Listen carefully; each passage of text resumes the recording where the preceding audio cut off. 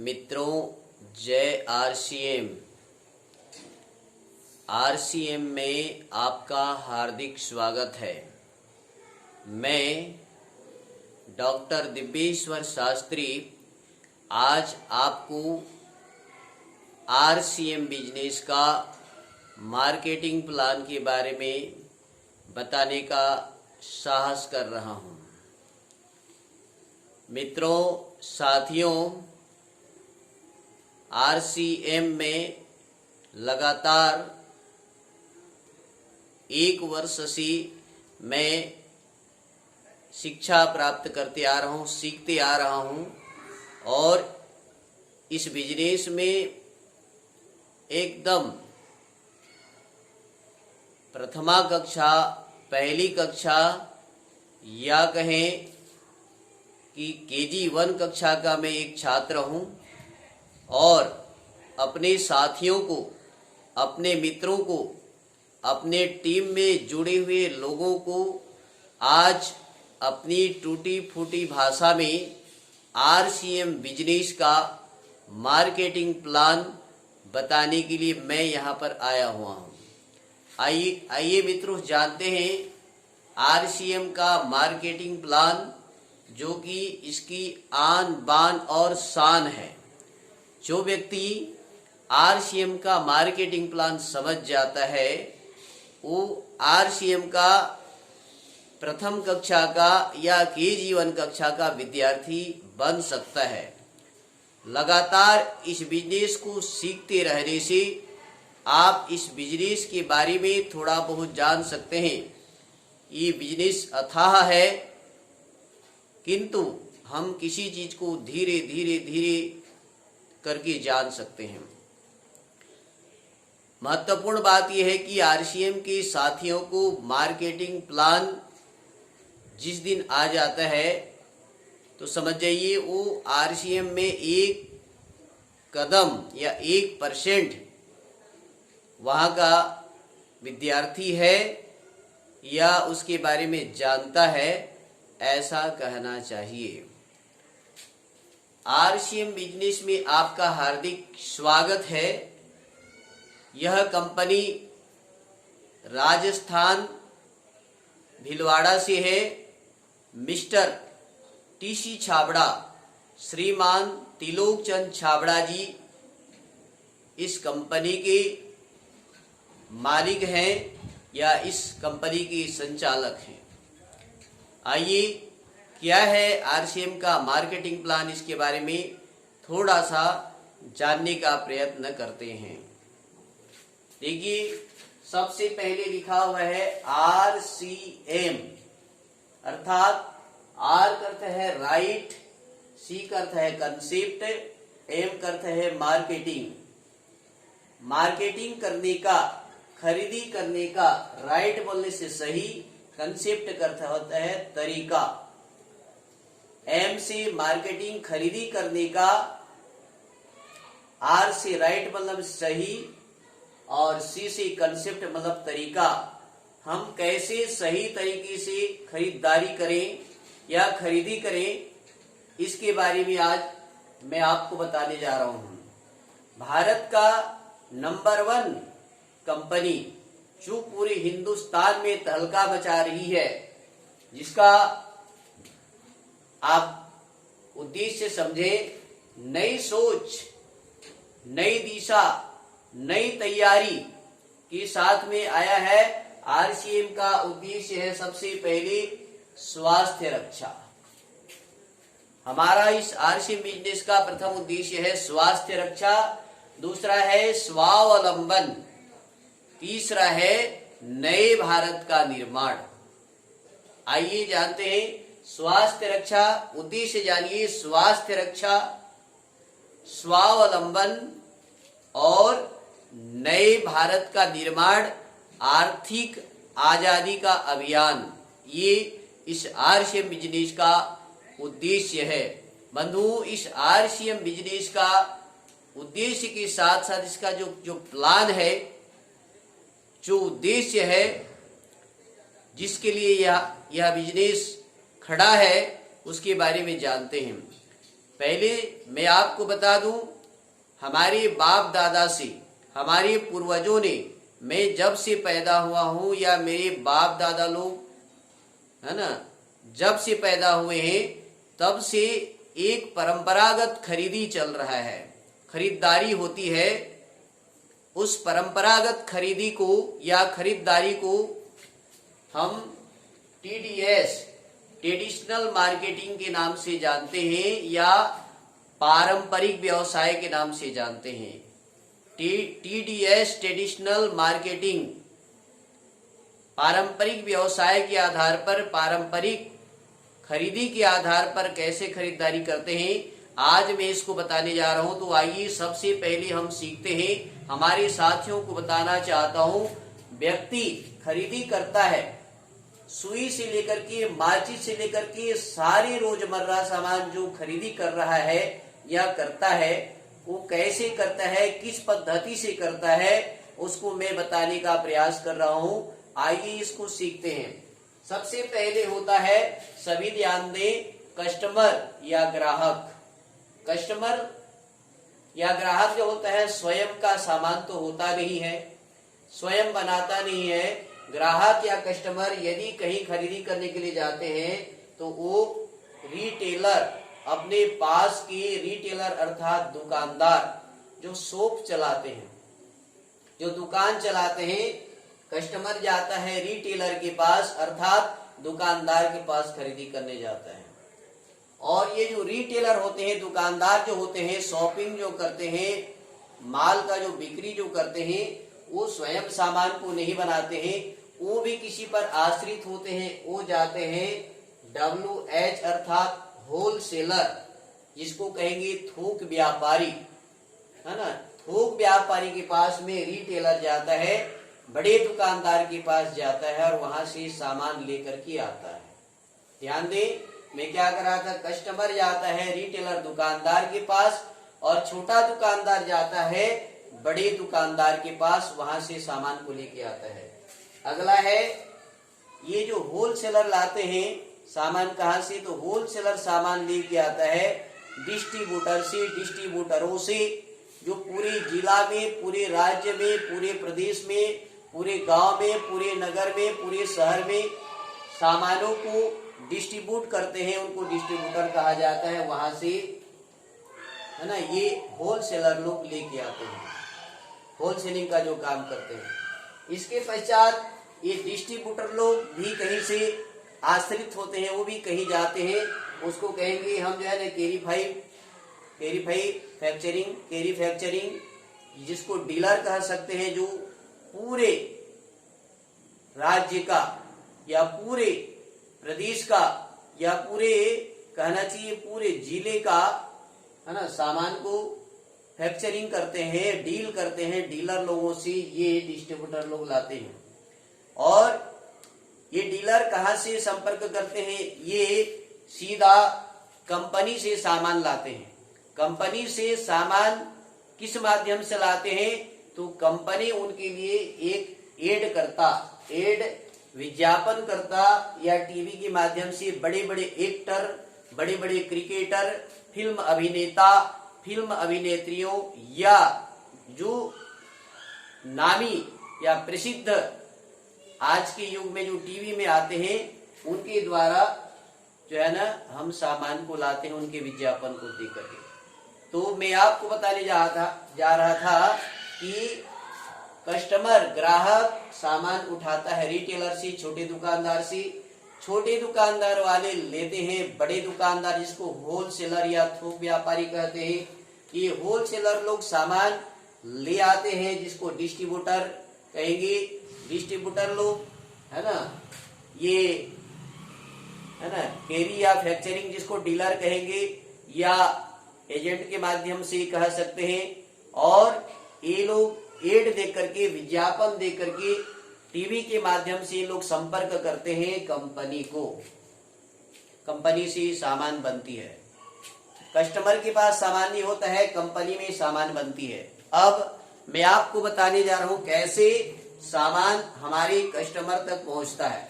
इधर बनाने वाला होता है कंपनी और लास्ट में कस्टमर ग्राहक खाने वाला होता है वहां तक सामान कैसे पहुंचता है, जो परंपरागत चला आ रहा है, जिसको TDS ट्रेडिशनल मार्केटिंग कहेंगे, पारंपरिक व्यवसाय कहेंगे, पारंपरिक खरीदारी कहेंगे। आइए जानते हैं कि अभी तक आप किस पद्धति से कैसे खरीदारी करते आ रहे हैं, इसके बारे में मैं आपको बताने जा रहा हूं। आपको समझ में आएगा तो निश्चित रूप से आप मेरे को कमेंट्स करेंगे और मेरे को कमेंट्स में अपना बात जो है ना निश्चित रूप से बताएंगे। तो चलिए चलते हैं। सबसे पहले कंपनी सामान बनाती है।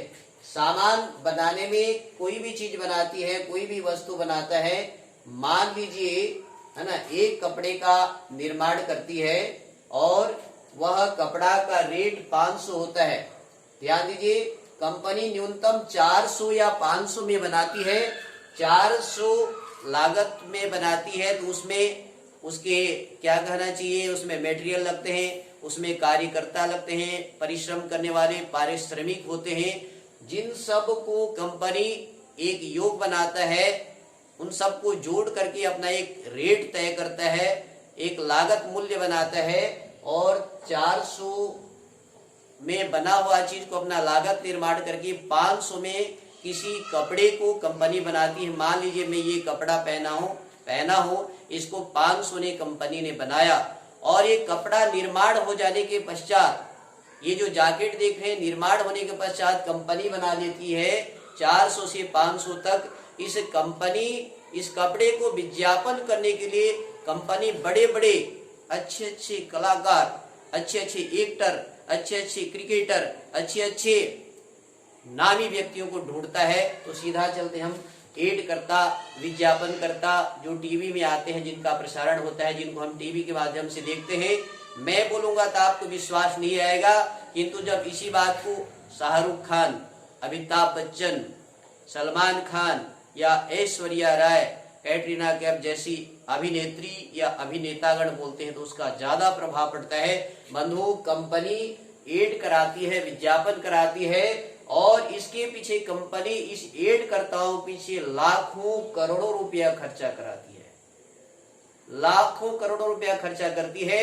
वो एक्टर क्रिकेटर लोग करोड़ों रुपया, लाखों रुपया लेते हैं कंपनी से और कंपनी का जो प्रचार प्रसार करते हैं सामान का। मान लीजिए इस कपड़े का प्रचार कर रहा है कंपनी, शाहरुख खान, अमिताभ बच्चन या सलमान खान कर रहे हैं, तो करोड़ों रुपया ले जाते हैं। तो कंपनी सामान का विज्ञापन कराती है और उसके पीछे लाखों करोड़ों रुपया खर्चा करती है। ये एड करता करोड़ों रुपया, लाखों रुपया ले जाते हैं।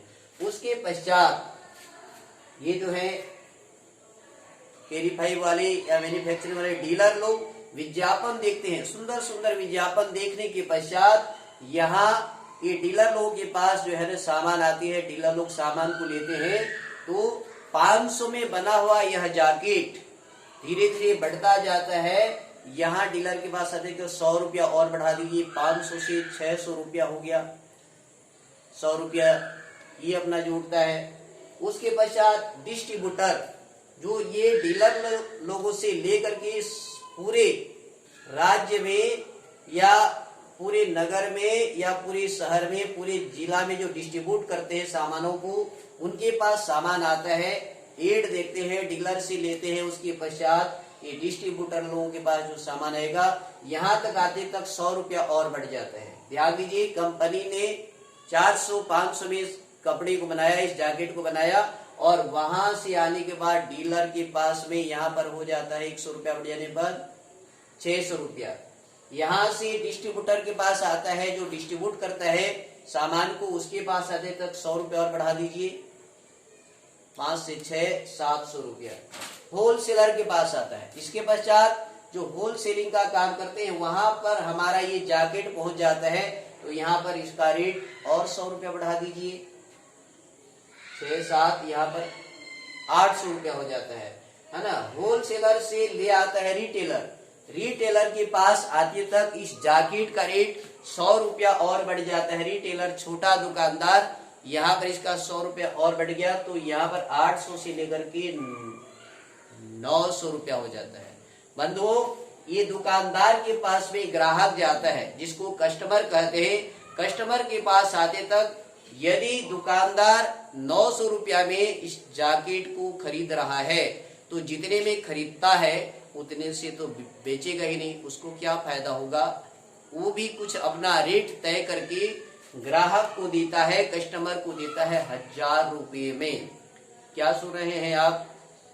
500 में निर्मित यह जैकेट 400-500 में निर्मित जैकेट कंपनी में बना 400-500 में, उसके पश्चात ये डीलर लोगों के पास आने के पास 100 रुपया और बढ़ गया, डिस्ट्रीब्यूटर के पास आने के बाद 100 रुपया और बढ़ गया, होलसेलर थोक दुकानदार बड़े व्यापारी के पास आने के बाद 100 रुपया और बढ़ गया, और रिटेलर, ये होलसेलर से रिटेलर जिसको दुकानदार कहेंगे, दुकानदार के पास आते तक इसका रेट बढ़ जाता है और 100 रुपया 900 रुपया, और कस्टमर ग्राहक तक आते तक इसका रेट बढ़ जाता है 1000 रुपया। अर्थात हम 500 की चीज को हजारों रुपया में 1000 रुपया में खरीदते हैं, कस्टमर तक पहुंचता है। बंधुओं, वास्तव में इसका नाम अंग्रेजों ने कस्टमर इसलिए दिया कि कष्ट में कोई मरता है तो वो ग्राहक है, कस्टमर, इसलिए उसका नाम बड़ा सुंदर कहा गया कस्टमर। कष्टेन म्रियते इति कस्टमरः, है ना, कष्ट से जो मर रहा है या मारा जा रहा है, जिसका शोषण हो रहा है, तो कस्टमर है। याद दीजिए, कस्टमर का और एक नाम है ग्राहक। संस्कृत में इसको कहेंगे जिसके हक पर, जिसके अधिकार पर ग्रह लग जाता है।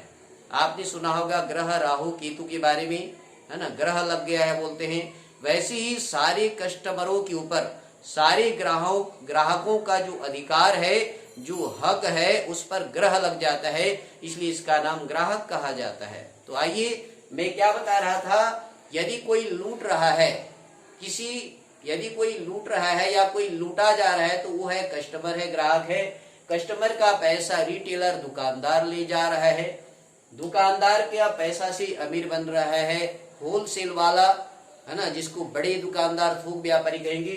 थोक व्यापारी के पैसे से ये डिस्ट्रीब्यूटर लोग अमीर बन रहे हैं, डिस्ट्रीब्यूटर के पैसे से, है ना, इनसे अमीर बन रहा है ये डीलर, इन लोग अमीर होते जा रहे हैं, और इनसे ये विज्ञापनकर्ता, एड करने वाले तो हैं ही धनी, ये तो बिना पैसे के कुछ करने वाले हैं ही, यहाँ पर हो रहा है। और उसके पश्चात कंपनी भी अमीर होती जा रही है। ये पारंपरिक व्यवसाय है, ट्रेडिशनल मार्केटिंग है। आज जो भी खरीदारी हो रही है, इस क्रम में, इस पद्धति से खरीदारी हो रही है।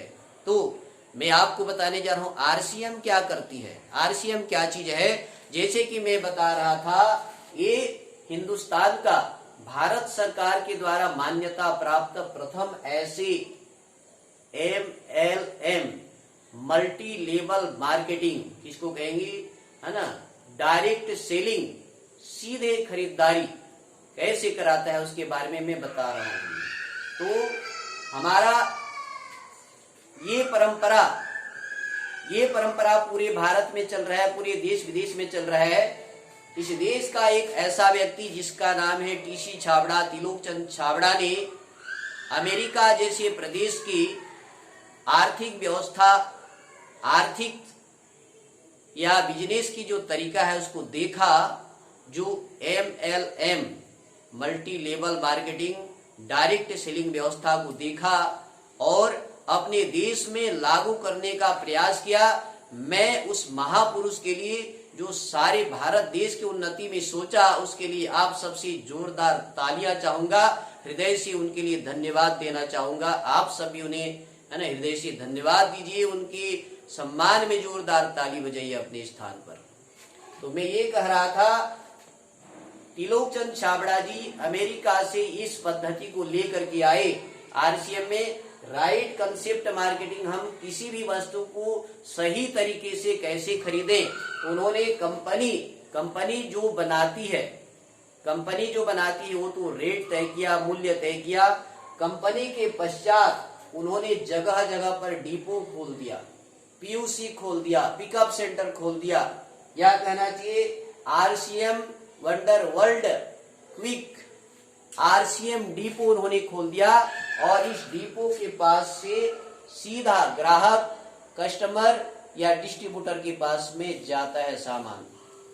ये आरसीएम ने व्यवस्था किया। फिर से समझे, आरसीएम कंपनी से सीधा हमारा सामान आता है एक डिपो में, यूसी में, या आरसीएम वंडर वर्ल्ड क्विक, जहां पर पूरे मार्केट मेगा बाजार हुआ करता है, वहां पर आता है।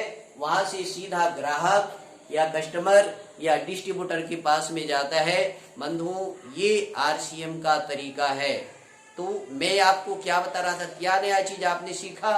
ये बीच में जो रिटेलर है, रिटेलर पैसा कस्टमर से खा रहा था, होलसेलर पैसा कस्टमर से खा रहा था, डिस्ट्रीब्यूटर कस्टमर से पैसा ले जा रहा था, डीलर, ये जो डीलर है, डीलर भी कस्टमर ग्राहक का पैसा खा जा रहा था, एड करता इसके पैसा को खा जा रहे थे विज्ञापन करता लोग, और ये जो बिचौलिए, कंपनी को भी फायदा हो रही थी। कंपनी तो अपना जो फायदा लेती है, किंतु जो बिचौलिए थे, इन बिचौलियों के पास जो झोली भर रही थी, इन लोग जो हमसे लूट रहे थे, हमारे कमाई में ये लोग जो राजा बन रहे थे या अमीर बन रहे थे, हमारे महान त्रिलोकचंद छाबड़ा जी ने सोचा कि क्यों न इन बिचौलियों को हटा दिया जाए, अर्थात ये दुकानदार को हटा दिया जाए, होलसेलर को हटा दिया जाए, डिस्ट्रीब्यूटर को, डीलर को, एड कर्ताओं को हटा करके ये बिचौलियों के लिए, बिचौलिए लोग जो पैसा को खा जा रहे हैं, उस पैसा को हमारे सीधा कस्टमर के खाते में, सीधा ग्राहक के खाते में, सीधा डिस्ट्रीब्यूटर के खाते में क्यों नहीं दिया जाए। और ऐसा सोच करके भारत में आरसीएम नाम से कंपनी को खोला। सबसे पहले ये हमारे महान त्रिलोकचंद छाबड़ा जी ने 1977 में कपड़े का मार्केटिंग, कपड़े का दुकान खोल रखा था, कपड़े का सेलिंग काम करती थी। और 2000 में, सन 2000 में अमेरिका जैसे शहर से इस बिजनेस को, जिसको direct selling, multi level marketing कहते हैं, उसको लेकर के आया और भारत के नर नारियों को, भारत के अनपढ़ व्यक्तियों को, भारत के किसान वर्गों को, भारत के सामान्य व्यक्तियों को लखपति, करोड़पति बनाने के लिए सोचा है। मैं उनके सम्मान में पुनः आपसे जोरदार ताली चाहूंगा और उनके सम्मान में मैं नतमस्तक होना चाहूंगा। तो बता रहा था मैं, डायरेक्ट सेलिंग कंपनी सन 2000 में माननीय त्रिलोकचंद छाबड़ा जी के द्वारा लेकर आया गया है और उसमें बिचौलियों को हटा दिया गया है ना, जिसमें आप स्वयं विज्ञापन करता है, स्वयं इसके डीलर है, स्वयं इसके डिस्ट्रीब्यूटर है, स्वयं इसके होलसेल वाले हैं, होलसेलिंग का काम कर सकते हैं, स्वयं इसके रिटेलर हैं और स्वयं